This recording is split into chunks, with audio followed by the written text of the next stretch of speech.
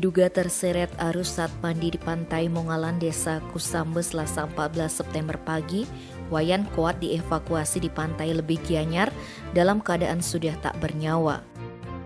Berbekal Kusambe Inengah Semadi Adnyane membenarkan bahwa pria tak bernyawa yang dievakuasi di pantai Lebih adalah warga Dusun Bingin, Desa Kusambe, Kecamatan Dawan Klungkung, bernama Wayan Koat.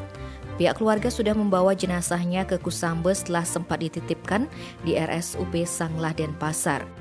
Menurutnya, Koat yang usianya lebih dari 70 tahun itu memang sering mandi di pantai Mongalan. Biasanya jalan ke pantai sekitar pukul 7 hingga 8 WITA. Diduga korban terseret arus saat sedang mandi, hanya saja tidak ada yang tahu persis kejadian tersebut. Pihak keluarga baru khawatir setelah sampai siang pria lingsir itu tidak pulang ke rumahnya.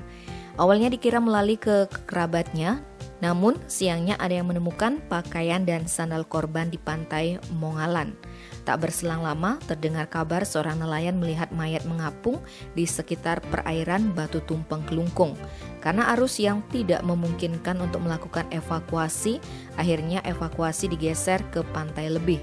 Semandi menyebutkan kondisi pantai Mongalan sebenarnya biasa saja karena korban sudah renta, diduga tidak kuat melawan arus laut sehingga tenggelam.